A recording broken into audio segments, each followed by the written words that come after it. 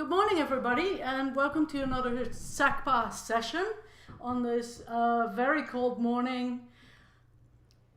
During this time of social and physical distancing, SACPA believes it's important to keep engaging with the public on issues of the day, and in order to do so, we are very thankful for the continuing support we receive from the University of Lethbridge, Shaw Spotlight, and the Lethbridge Herald.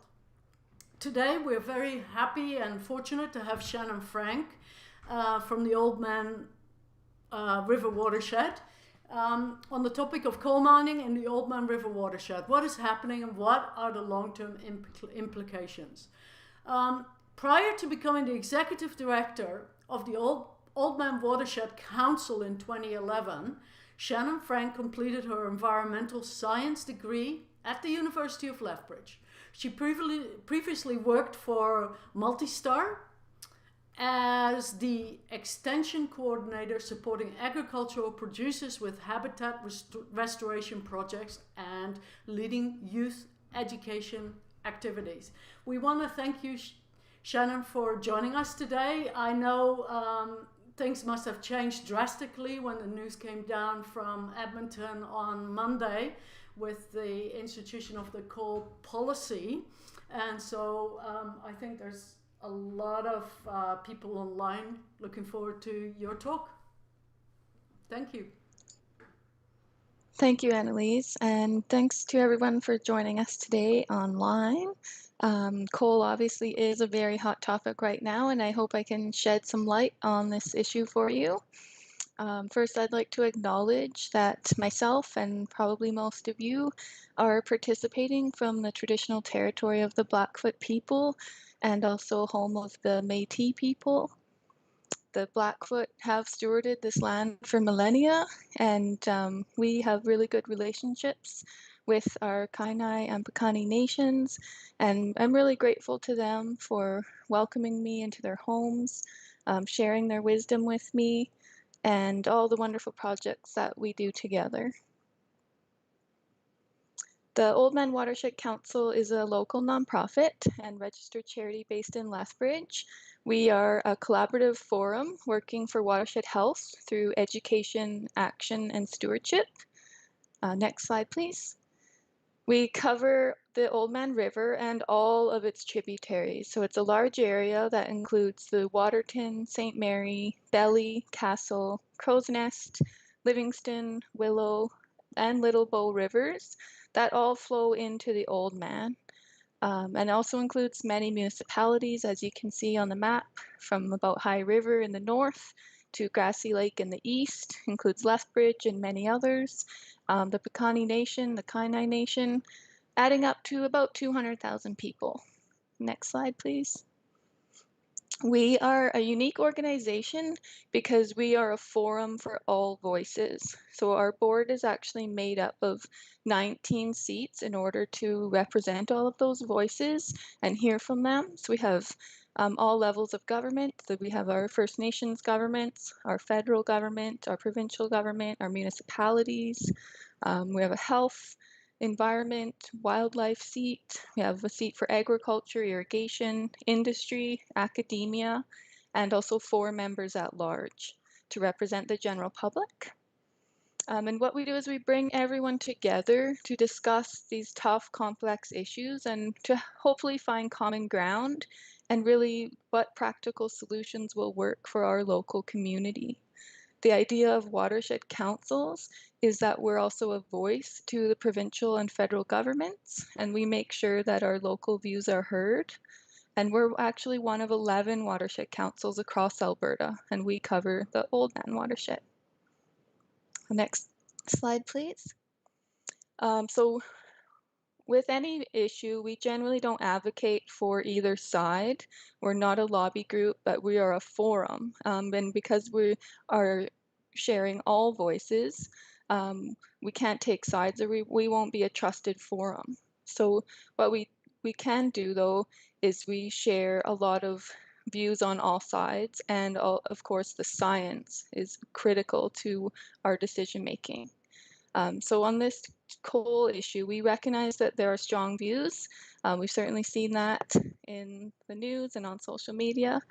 We acknowledge that there would be economic benefits, but my focus today is on the watershed. There are other experts with information about economics or other topics like health. But we're speaking as a watershed council for our residents, both wild and domesticated. We are a science-based organization, so we do want to see science-based decisions, and we'd like to see broad community support. What we do is we build consensus. So we've been providing scientific information and stakeholder views to regulators for years on this topic. I believe since 2013. We most recently in September, we participated in the public hearings for the Grassy Mountain Coal Project and submitted our final statement. And then in October, we gave an oral presentation to the panel. We've been sharing information publicly with municipalities, First Nations, agriculture, and industry folks so they can make informed decisions and respond on their own. Our recommendations also have been made to address the concerns of our local community. For example, we've been recommending that we want to see more proven selenium treatment technologies that will work for the long term before approvals are considered. We'll get it more into that soon. Next slide, please.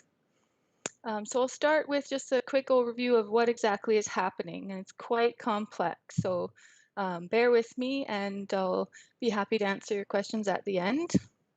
So in the Oldman Watershed, there's basically 2 coal mines that have submitted applications to regulators that are closer to getting a decision to whether or not they will be able to mine or not, that being the Grassy and Tent Mountain mines. And then there are 2 other companies that are still in the exploration phase. They haven't submitted any of their applications yet that would allow them to actually mine. And those are the Atrium and Cabin Ridge companies, and they're probably at least 2, maybe 3 years away from applying. So they're going to be exploring for the next couple years. Then they do have approval for that. So how does the provincial government decide what to allow and what not to allow? Next slide. So the Alberta Energy Regulator makes most of the decisions about exploration, allowing holes to be drilled, test pits to be dug, temporary water licenses, building roads on public land, and accessing public land. The federal government basically only gets involved near the end of the process if a mine is above a certain size. And the 1976 coal development policy was created by the Peter Lougheed government to direct where and how coal mining could happen. And this is really what's been guiding governments for many years. The policy divided up land into 4 categories, as you can see on the map. Category 1 being the most important lands where no coal exploration could occur. Category 2 is also important sensitive lands for wildlife and water where coal was not normally considered, but companies could ask for an exemption or a reclassification of land. And categories 3 and 4 were more open and did allow for coal exploration and development. But all categories do require protection for the environment. It was not like a free-for-all or a free pass for companies to do whatever they wanted. The policy was very clear that it expected, strong environmental regulations. The government rescinded this policy effective June 1st, as I'm sure you've heard, saying it was obsolete, that it had been replaced by land use planning and other environmental protections. The Coal Association of Canada lobbied for this policy to be rescinded to give their industry more assurance that their investments would pay off. And then after rescindment of the policy, Category 1 land was still protected, but the changes really affected Category 2 lands, where exploration and possibly development was now a little bit easier, but it still had to be approved by regulators. There was public outcry, obviously, we've seen that, because this was done with no consultation. A lot of people don't want the mountains to be mined at all, as we've heard. And because the Grassy Mountain Coal Project was starting to get in the news, and I can tell you in my 10 years at the OWC, I've never had so many phone calls, emails, and media interviews about one topic. It's been quite the hot topic lately. So while the policy was rescinded, 2 coal exploration permits were actually approved by the Alberta Energy Regulator on Category 2 lands in the headwaters, one for Aitrim and one for Cabin Ridge, and those are not being cancelled. The minister was clear about that. Aitrim has been exploring since July 2009 and has 3 coal exploration permits, and Cabin Ridge has 1 permit that was granted in September 2020. And then on February 8th, 2021, facing huge public outcry, the government reinstated the coal policy, said they had made a mistake, and would consult with Albertans on updating the policy. So this new consultation is going to be rolled out in the coming weeks, and we think that's very good news. We definitely need public consultation on this topic, and we look forward to participating. And everyone wants to see meaningful consultation, and most of this is our public land, and so that's very important. But regardless, as you can see on that map, there's quite a bit of Category 3 and 4 land in our watershed where mining could still occur. Next slide, please. So of the 2 projects that are closer to a decision, one being the Grassy Mountain Coal Project, is on Category 4 lands in the Crowsnest Pass, mostly north of Highway 3, where open pit mining is a permitted land use. Some of it's privately owned land, and there's a little bit of public land as well. And an Australian company called Riversdale created a subsidiary company called Banga Mining for this project. On the map in the yellow-brown color labeled Grassy is the first 1,500 hectares that Banga hopes to mine. 25% of that is previously disturbed by past coal mines that were not reclaimed properly. The other colored lands that you see on the map are additional coal leases that they own, but are not part of the first mine application. It's where they may hope to expand to in future. So currently this is being reviewed by federal and provincial regulators. I mentioned the joint review panel was appointed. Public hearings were held in late 2020. And so right now the panel is writing its report, which is due June 2021. And then a decision is expected in September at the very earliest. And that decision would be made by the Federal Minister of Environment and Climate Change. As I mentioned, we participated in these hearings and voiced our concerns about water, selenium, habitat loss, impacts on endangered trout and other species, as well as potential impacts on municipalities, agriculture, and other water users. Some groups are supporting the mine. The elected councils of Crowsnest Pass, the town of Pincher Creek, Piikani Nation, and Kainai Nation have all written letters of support. But of course, like any place, it doesn't mean everyone in the whole community is for or against it. There's always some that support it and some that do not. And we've heard a lot of folks from the First Nations in particular saying that they felt they were not consulted and do not agree with their elected council. So it's a very contentious issue. But this is the first coal mine to undergo this joint federal-provincial review, so it will be precedent-setting, and if it is approved, it kind of would pave the way for other mines to be approved as well. Next slide, please. The second mine that is closer to a decision is the Tent Mountain mine owned by Montum Resources. It's also in the Crowsnest Pass, a little further west, right along the BC border. It's 1,700 hectares on Category 4 land where open pit mining is allowed, again with approval. The land was mined in the past and then reclaimed in the 80s. So because it has this previous federal approval, it does not require federal review, only provincial review. And so the Alberta Energy Regulator will be the one reviewing environmental plans, water licenses, reclamation plans, and would require a reclamation bond to be deposited to ensure future cleanup. The first mine is estimated to last 14 years, but Montem also owns a large area of land that they call the Chinook Project, with about 10,000 hectares of coal leases north of Crowsnest Pass and up the Livingstone Range that it would hope to expand to over time, would require additional review and approval.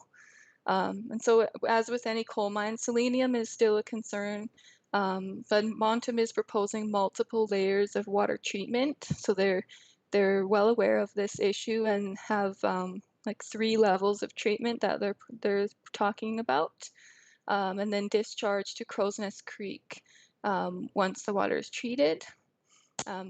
One other difference with this mine is they do have their own kind of old pit lake that's full of water that they would be able to access to operate the mine, so they would not need to withdraw water from nearby creeks.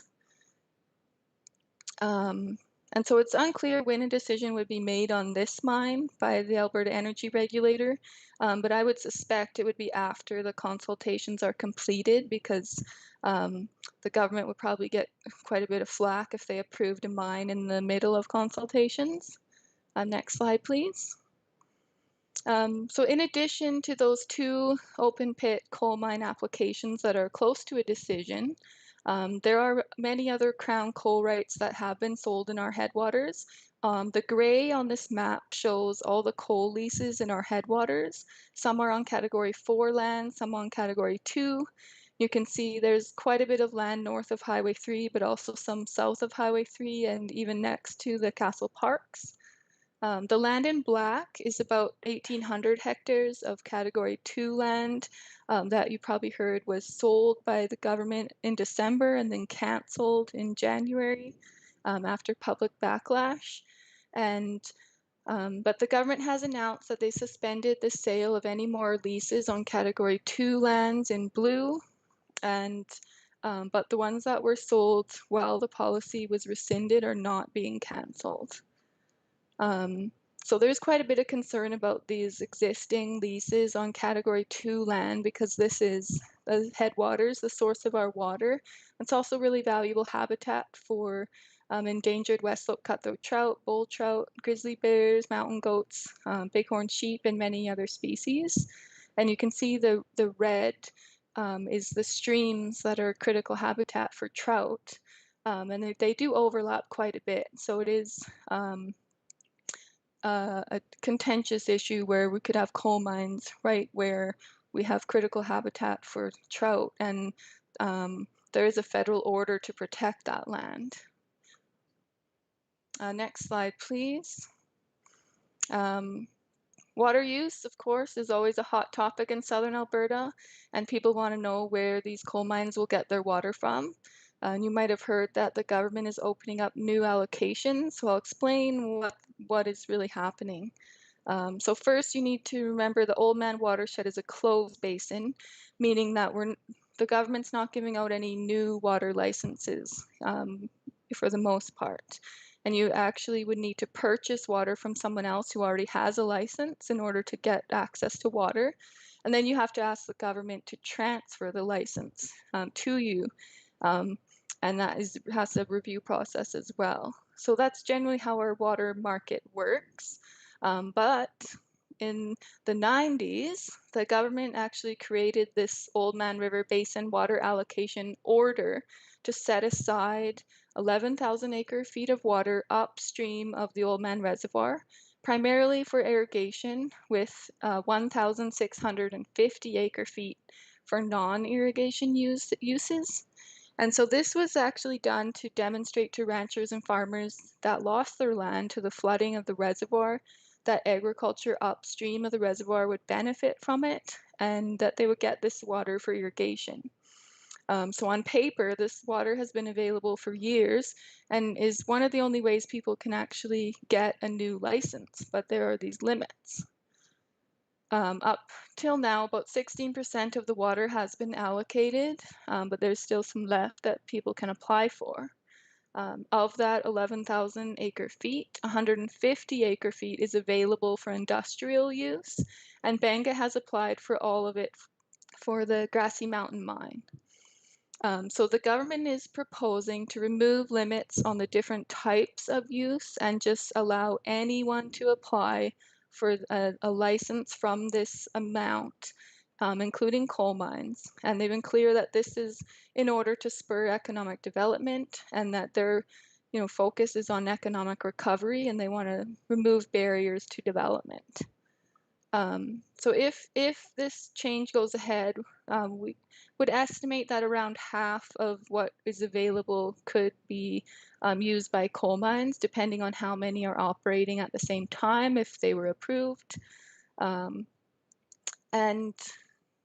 the government's also proposing to set aside 2,200 acre feet for environmental flows, but it's unclear if this is enough because it really depends on where, when, and how withdrawals will occur and what the needs of that particular creek or river are.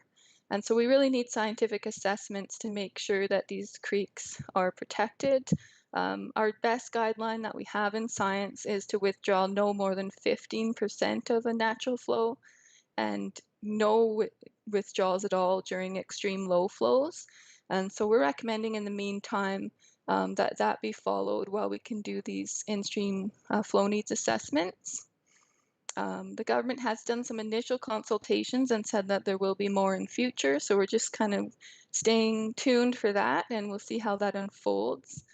We have given our feedback to the government initially and there's a lot to this. It's quite complicated and could have unintended consequences. And so we really have to think this one through. Next slide, please. There are two kind of federal and provincial plans about mining that you may not have heard about. The Canadian Minerals and Metals Plan is the federal plan that pursues the vision that Canada is the leading mining nation.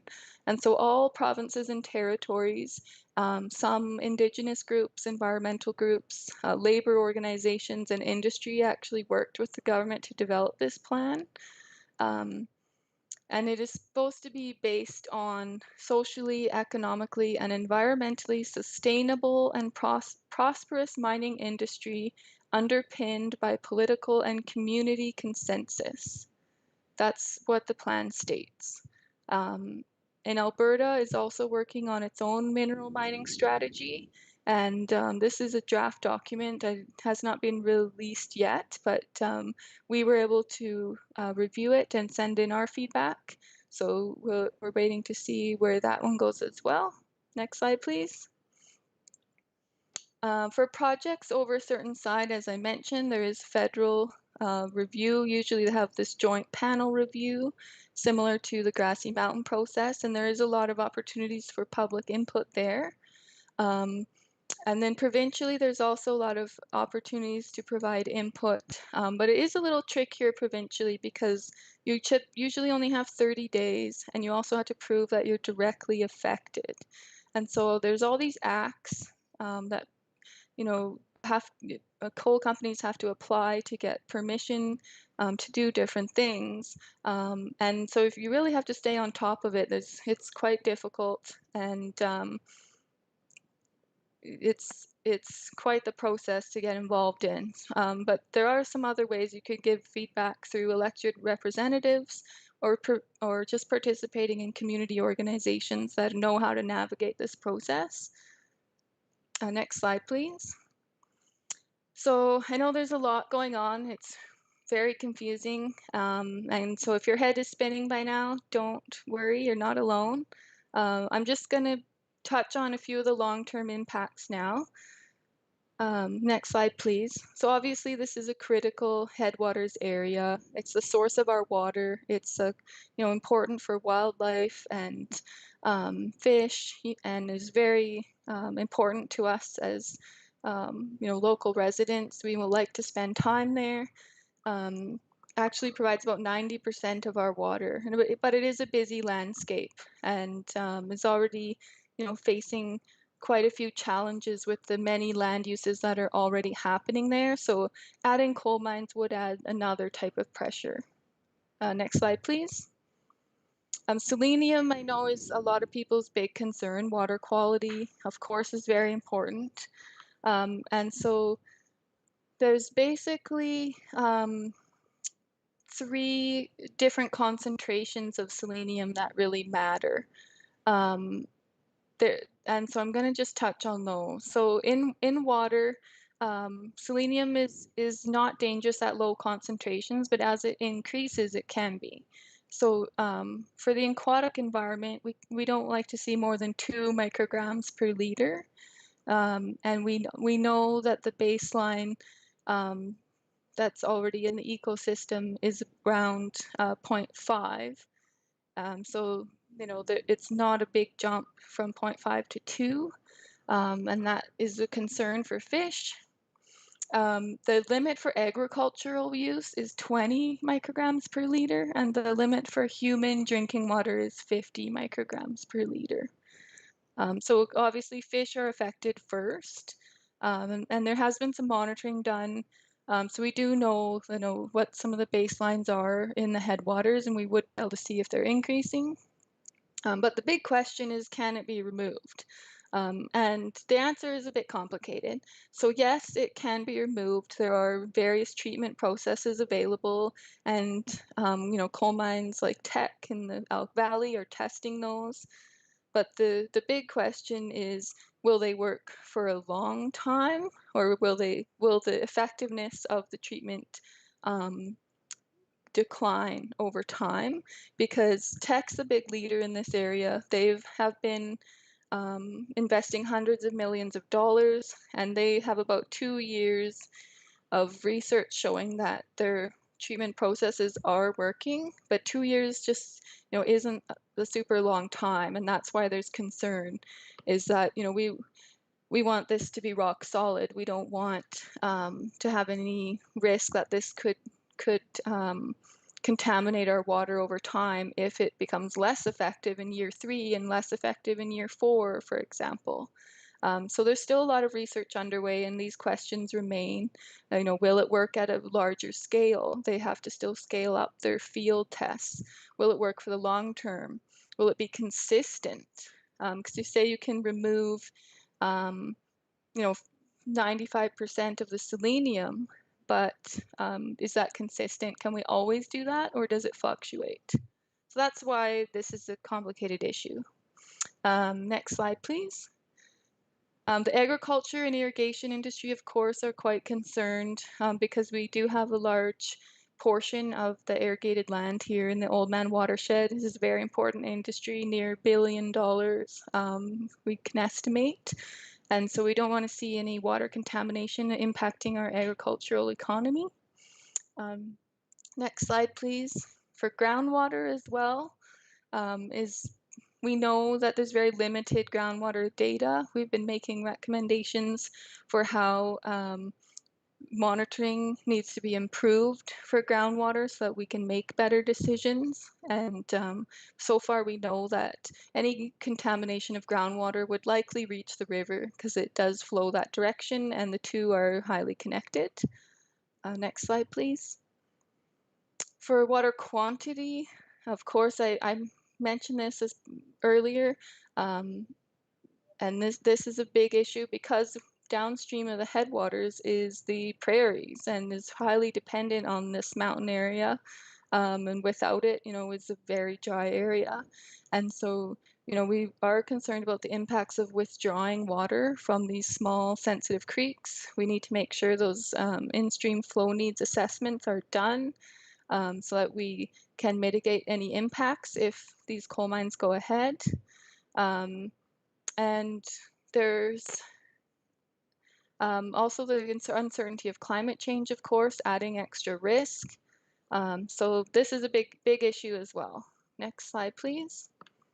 Linear features. We talk about this quite a bit at the OWC. We have targets to reduce linear features. You can see on the map on the left, all those brown lines are roads, trails, pipelines, you name it, and they all fragment the landscape, and they add up.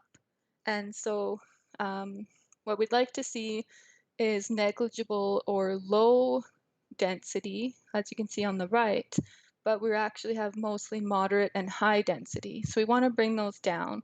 And again, coal mines just add another type of fragmentation on top of what's already there. Next slide, please.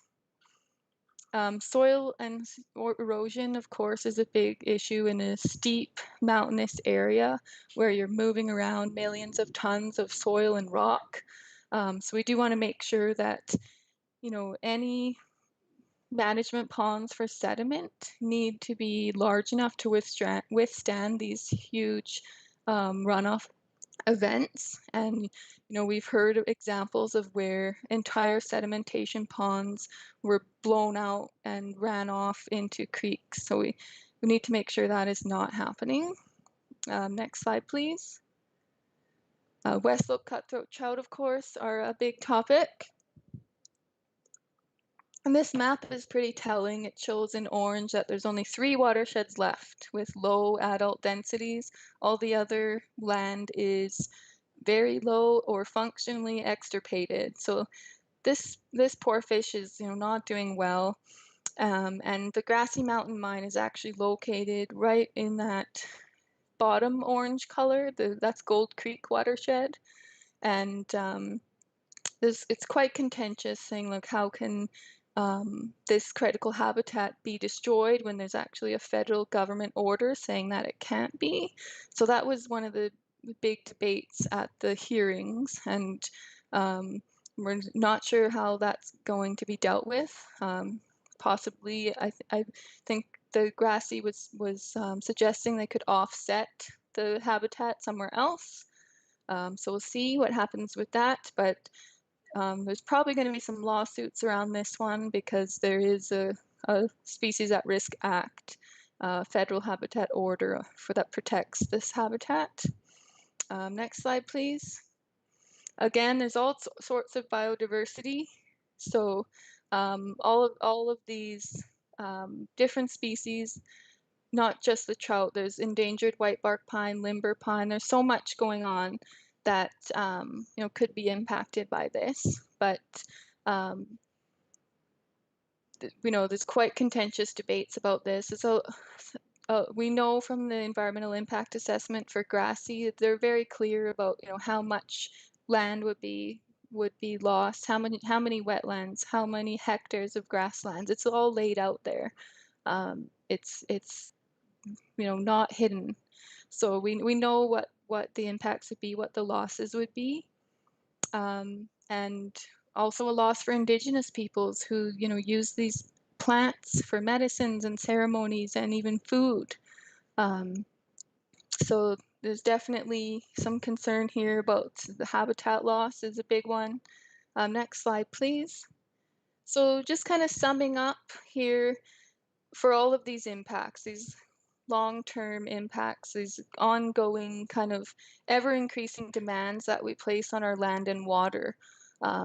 This area already has a lot of serious threats, including climate change, declining biodiversity, whirling disease, mountain pine beetle. It's a high pressure situation, and so coal mines would add kind of another pressure to the ecosystems, and there could be up to 4 mines over time if they were all approved. So that would be a big change for the area, and could have bigger impacts. So what we're asking for is a cumulative effects assessment so we can really understand this. But I'll wrap up there, and I'd like to hear your questions, and be really happy to have a discussion with you. Excellent. Thank you so much, Shannon, for your talk. I know that half an hour, this topic really can't be covered in half an hour. Okay, so we have quite a few questions, so I'll jump right in. Okay. Steve P. Other coal rights around Lethbridge? Excuse me. I think there are maybe 1 or 2 kind of historic ones, but there's no like active exploration that I'm aware of. It's all in the mountains. Okay. Ian Hurdle, if the mines had to go to underground operations, how would this affect water usage, selenium output, and dust production? Oh, well, there hasn't been any companies suggesting that they would be able to use underground methods. They're all looking for open pit. So I think that an underground mine is just not likely, not feasible, and probably a lot more expensive. So I certainly haven't seen any company suggesting that would be an option. It certainly would have less impact on the surface of the land, so that would be helpful in terms of environmental impact, and probably some dust as well, but it's just not in the cards right now. Our next question comes from Bev Mundo. What happens to fish if the level of 2 UG is reached, or UG? Yeah, so 2 micrograms per liter is that kind of safe limit for fish. And what happens is they have troubles reproducing, and they can be born with mutations. Some of the photos that you've probably seen where they have missing some of their gills, and they look funny. So it's not pretty and it can actually see fish populations collapse. There's been studies showing downstream of the tech mines, they found that their fish populations had collapsed in certain areas.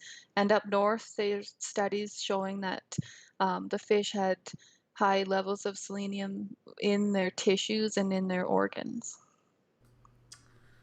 Right. Our next question comes, well, it's more a comment, but I'm sure you could maybe speak to it. From Barbara Quinn. Ask Sparwood in BC if you want to know how well Tech's filtration system. The company is now shipping in water to Sparwood because of the high levels of selenium found in the drinking water.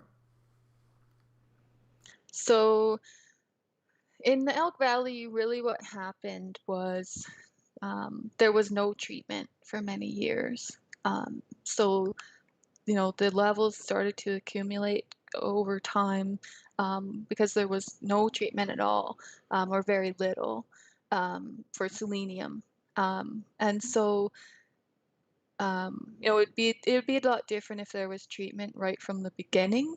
Hopefully wouldn't have those background levels building up, but still there is a big concern here that, are these treatments going to be effective for the long term?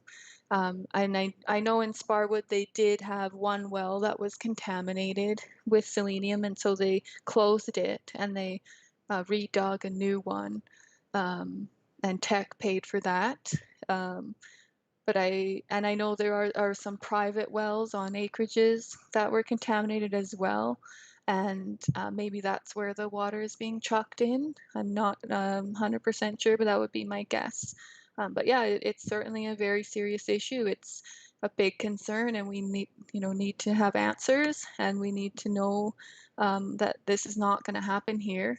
If this even goes ahead, like none of these companies have approval to build a mine, so we'll see if that's going to happen or not. Our next question comes from Knut Peterson. Thanks very much, Shannon, for addressing the issue.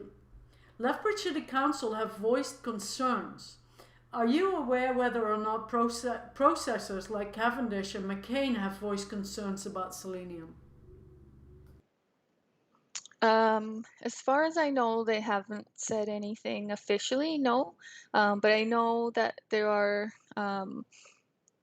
agricultural groups that are gathering information. They're trying to figure out what this could mean for them, and we're providing them with information and helping them understand the potential impacts. And they could be coming out in future with a position. I certainly would, expect that they would participate in the consultations that have been announced. I think they will be, very active in that.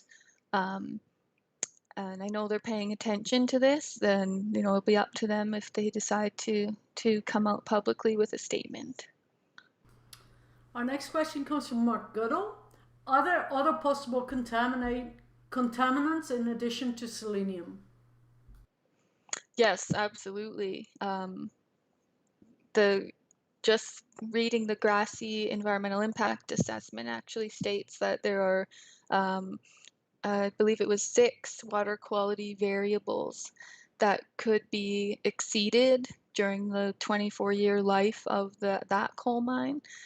So they're saying right up front, there could be some, water quality exceedances here occasionally, but that they, will do their best to mitigate those. And so those are things like nitrates is one, and that's another one that Tech has been working on, reducing nitrates, and it's like the selenium and the nitrates are generally reduced together, but sometimes they're not, and we can see high levels of nitrates and phosphates that actually get worse when you reduce the selenium. So those are the kinds of things that, we want to make sure we have this right and we know how this is going to work. Other heavy metals as well. There are a couple of groundwater monitoring wells in the Crowsnest Pass, like historic ones, that do exceed guidelines for heavy metals from past mines. But they're just monitoring wells. They're not drinking wells. But yeah, there's absolutely a whole slew of them. So we need to make sure that they're all treated. Selenium just kind of raises to the top because it's been so persistent and it's been so difficult for companies to treat, but there's certainly several more. Our next question comes from Leona Jacobs. How does one, and then in brackets, Banga Grassy Mountain, end of bracket, relocate a fish habitat to offset damages to the natural habitat? So basically, they're suggesting that they would restore habitat on another creek. So they're saying, we're going to have to take off part of Gold Creek, and like habitat will be lost on Gold Creek over here, but we're going to restore the same amount of habitat over there on another creek. And so it is, questionable whether that other creek is as good of a habitat, because we know Gold Creek is one of 3 that still has low adult densities of fish, and most of the others are extirpated. So that's a very good question that was hotly debated at the hearing. But that's the idea, is that you would restore habitat somewhere else. But again, there's concern that that habitat might not be as high quality. Right. Leona, I noticed that you have several questions. I'll come back. Anybody who's asking more than one question, I will come back to your question at the end of the presentation if we have a time left over. Having said that, Steve P. does thank you very much for your talk, and will your slides be available to share after this presentation? So maybe you can let me know that, Shannon, afterwards, and I can provide more clarity. Our next question. Sure, yeah. Okay. Our next question comes from Peter Tromelin. Any idea why the Pekani Chief and Council support Grassy? Well, I believe in their written statements, they said that they, feel that the economic benefits would be good for their community, that it would help create some jobs for members of the community, and that they felt, because this was Category 4 land, where 25% of the Grassy land was previously mined, is disturbed and not reclaimed. They felt that that was kind of like a lower risk area where it's not as sensitive as the Category 2 lands. So that's what the written statement says, and you can find those online if you'd like to read those for yourself. Our next question comes from a person that's using a different a screen name. So, how close is the government to changing the water use regulations? I don't really know. Like all they said is that they're going to be doing more consultation in future, and like that will be rolled out over time. But they did say, it would be lengthy and robust, and they want to get it right. So, we're expecting it will be part of that, it's part of the coal consultation. But if it was done separately, we would still be wanting the same kind of robust consultation. There's no timeline on that. And it hasn't even been like an official announcement. They've just been doing initial consultations with a few organizations. The Oldman Watershed Council was one, a few municipalities upstream of the reservoir, and First Nations were the kind of initial groups that were consulted, and we're just waiting to see when there will be more consultation. Our next question comes from Daphne Serratus. What level of government could impose a moratorium on exploration by the coal companies? So the provincial government has the authority to do that, and they sort of did that on some land. So the Category 2 land, they announced a couple days ago, there will be no more licenses sold on Category 2 land, but they did not cancel the ones that were already sold before that announcement.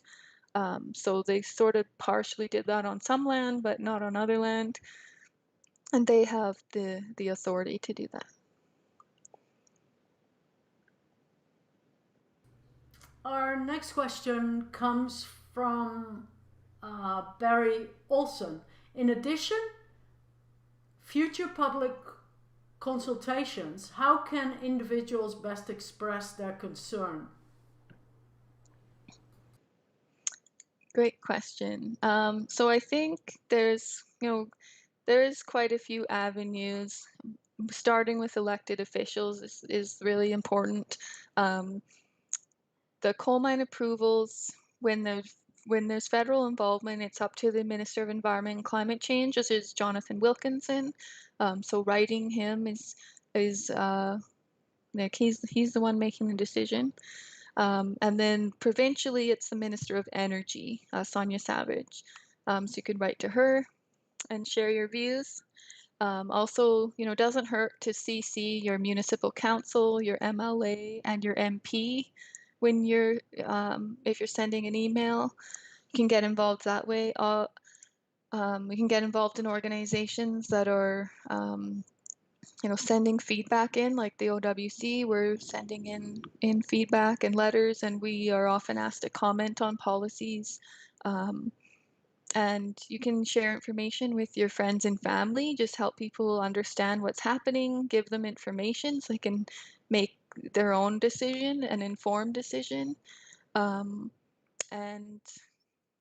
I would say just make sure you're watching the consultation processes, especially this new, updated coal policy that was announced the other day.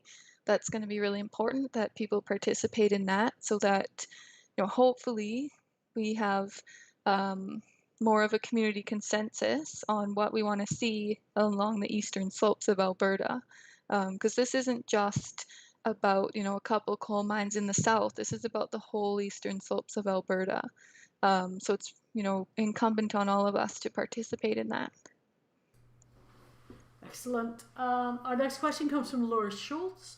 Would you be able to comment on whether the AB Energy Regulator, the AER, has established process and procedure that all applicants must follow, and if such procedures are available to the public?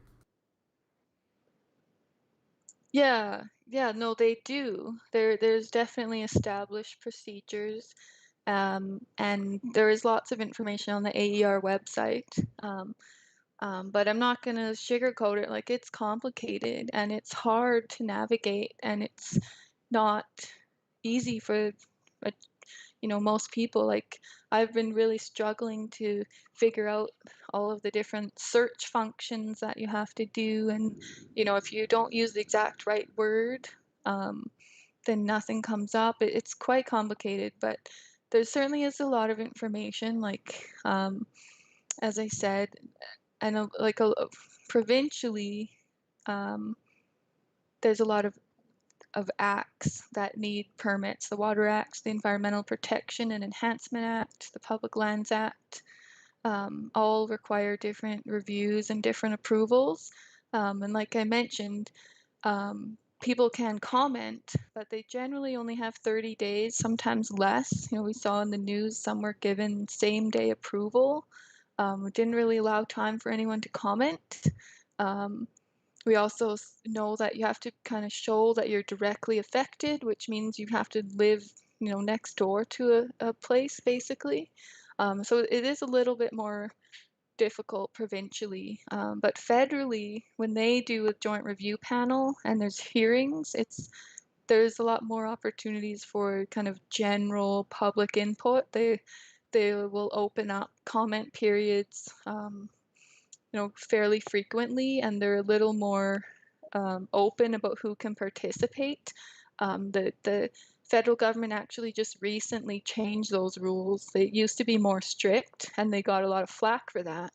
And so they actually opened it up so that now there's a little bit more groups that are allowed to participate.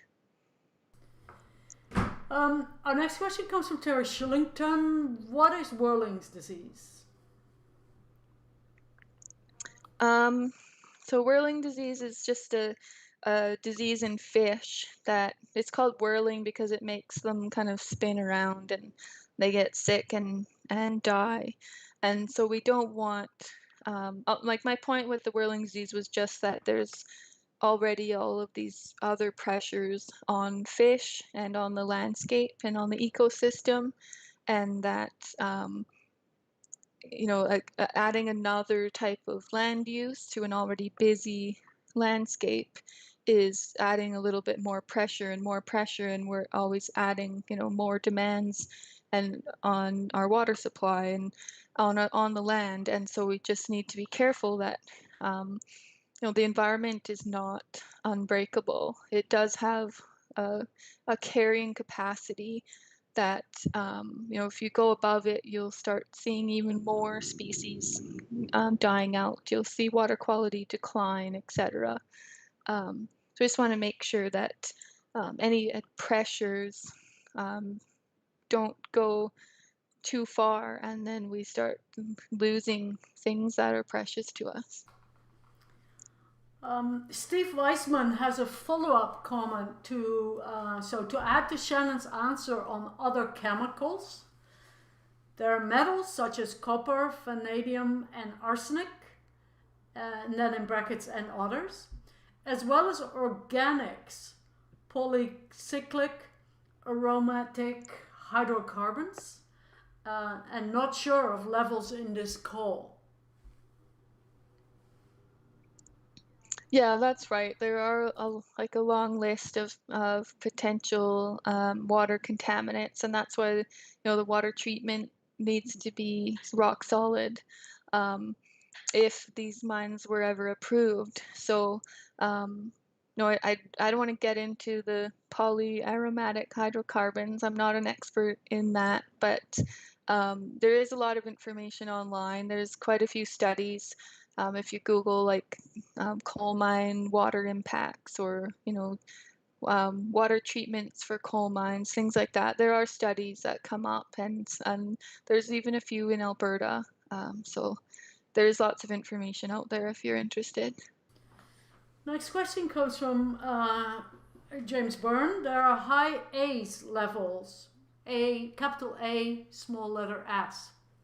So I'm going to call it ACE. There's a high level of ACE levels on gold and Blairmore, CKS. As contamination was also the reason for shutdowns on the Gold Creek water system serving Frank, Alberta, is ACE a bigger threat than selenium? Well, I mean, it depends on what you're looking at, right? Like if you're looking short term, then um, just for like one coal mine, you know, there could maybe be short-term impacts that could be dealt with easier. But then on the long term, if there's like 4 coal mines, then that really changes the picture. And like I don't know exactly the differences between how hard it is to treat arsenic versus selenium. My understanding from what I've read is that you know you can treat both, you know, but there's a difference between what's possible in a lab or in a field site or in a trial versus like a fully operating coal mine after 20 years, right? And that's where the concern comes in, is it going to be consistently meeting these standards and not going over these thresholds that are unsafe. And so you know, it just depends on knowing that we have to have this research and this assurance before we move ahead. That's what we've been asking for. Is if we don't have these assurances now, you know, when are we going to get them? I know the like part of the city of Lethbridge input was, you know, if there becomes a problem, will the mines be shut down? And you know, I've heard government staff or government officials say, yes, maybe they would be shut down. Like, you know, maybe we could give you that assurance. But I've also heard people say, well, that's very unlikely. You know, once they get operating, it's pretty, very rarely are these operations shut down. So, yeah, I don't know. I don't have an exact answer for that, but I would say both are probably possible in theory. It's just, you know, is it going to work long term? Our next question comes from Trevor Page. Do you believe the AER is too industry biased and environmental concerns are not taken seriously? Well, the AER has a very specific role. You know, they are there to review and approve and oversee energy development. But you know, like that's a tough question because um, it's complex. So the AER is funded by industry. They have you know, a mandate to kind of support development, but it's supposed to be to a high standard. You know, there's supposed to be a lot of oversight, and you know, on paper, they like reading the coal exploration permits, for example. They're very long. They have a lot of requirements that they have to meet. You know, they can't operate during this time of year. They have to leave buffer zones of around creeks. They have to leave buffer zones around nests, for example. So there looks like a lot of regulation. But then I start wondering, and others have asked, you know, who's actually inspecting that and enforcing that? And I think that's where we've seen you know, critiques come in from the Auditor General, for example, saying that there's not enough actual enforcement. And so that, you know, what exists on paper um, is maybe not always happening in reality, and that we need to increase the capacity of these kind of field inspections, for example, to make sure that what's required is actually happening. So that's kind of some of the critiques that I've seen. And I think it, you know, when these hot topics come up like coal, that's when people start asking questions and looking at this.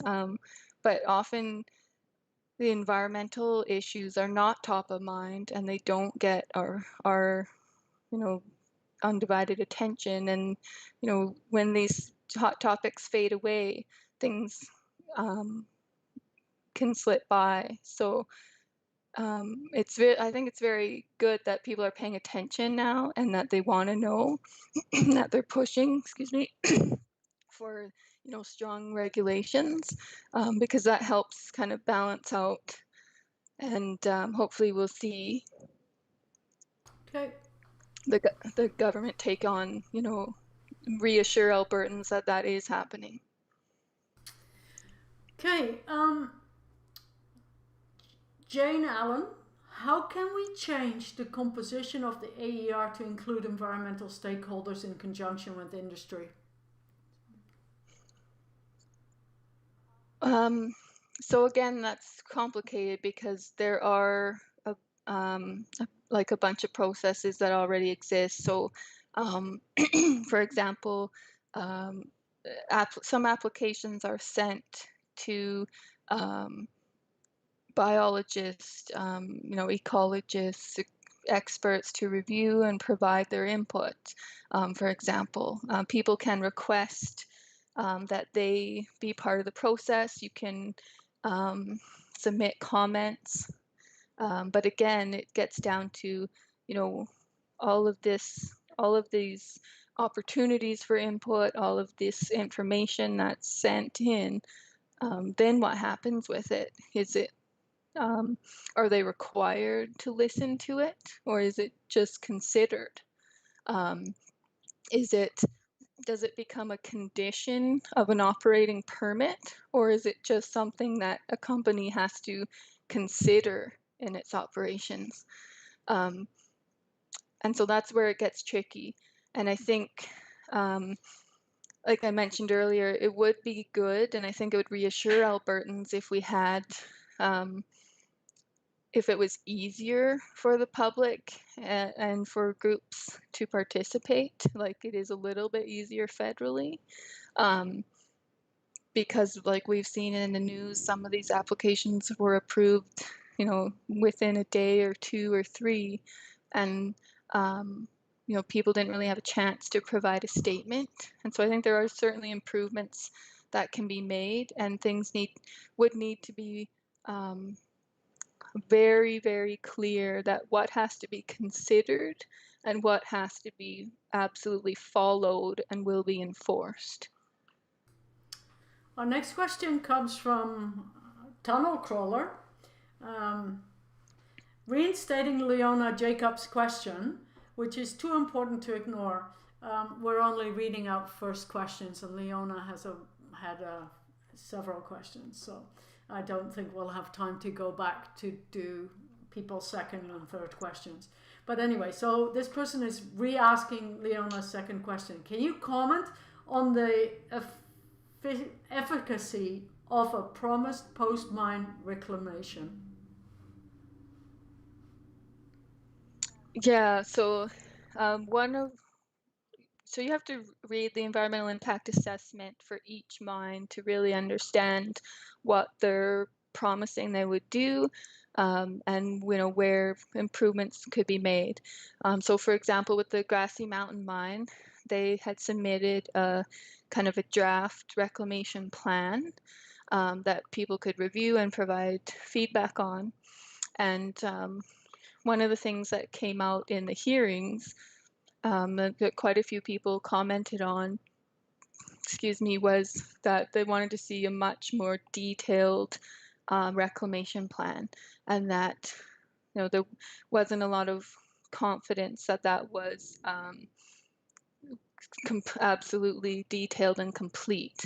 But the companies said, well, that's something we do later once we have approval. So there's kind of this push and pull where we want to see everything up front. We want it to be perfect. We want it to be done so we can review it. But the companies don't want to do all this work unless they have approval. And so it gets tricky. But the Grassy Mountain Reclamation Plan, for example, there were lots of recommendations made how it needs to be improved, what more it needs to include. And then I'm guessing people are wondering about the bonds for reclamation to make sure that the cleanup is done and that there's money for that and it doesn't fall on taxpayers. And that's a very good point. We've certainly seen that happen time and again where there's not enough reclamation bond put up front, not enough money collected, and then mines go bankrupt, and then the taxpayers are on the hook for cleanup. So we and many others have been pushing that they need to reevaluate that process, collect more money up front, make sure they're collecting enough, and that we won't be left on the hook. So, again, that's up to the government to decide. Shannon, I know we're already 5 minutes over, but we have one last question. Do you have time for that? Yeah? Sure, yeah. Okay, our last question is from Mervyn Coe. It's my understanding that huge volumes of water will be required in the mining process. Will this water be treated for downstream use or simply dumped into rivers, causing widespread contamination? So yeah, it would certainly, if these mines are approved, it does have to be treated. And I spoke about how those treatment processes have been tested by tech for about 2 years and they are working. But there is concern about, will they work for the long term? Will they be able to consistently treat the water to that high standard for all of the concerns, not just selenium? So yes, it would be treated, but there are still some concerns there. Okay. Thank you very much. That's all our questions. We have quite a few thank yous for lots of very clear information. Thank you for advocating for the OWC and our water. Peterson, many thanks. Shannon, for doing a great job of representing the OWC and its important mandate. So, and I want to thank you on behalf of SACPA. Before we wrap up this session, do you have a take-home message for our viewers? Yes, I think this is a very complicated topic, and I can't cover everything in half an hour. So I would just encourage people to check out our blog. We have a lot of information on there. Send me an email, give me a call. I'd be happy to keep answering questions. I've been getting a lot of questions from citizens and on groups, and I've been answering them all. So don't hesitate to reach out. Follow us on social media. Sign up as a member. We have free memberships, and then you'll get all the latest news and information emailed to you in our newsletter. So just kind of keep in touch, and then we'll keep providing the latest information because things keep changing quite rapidly. There's a lot going on, so who knows what we might need to talk about tomorrow. Wonderful. Thanks very much. And I hope that folks will join us again next week, Thursday, where we have the leader of the official opposition in Alberta, Rachel Notley, MLA Rachel Notley. And this is a virtual conversation with Rachel Notley. So we hope that you will join us for that next Thursday at 10 a.m. And we'll see you then. Thank you, folks.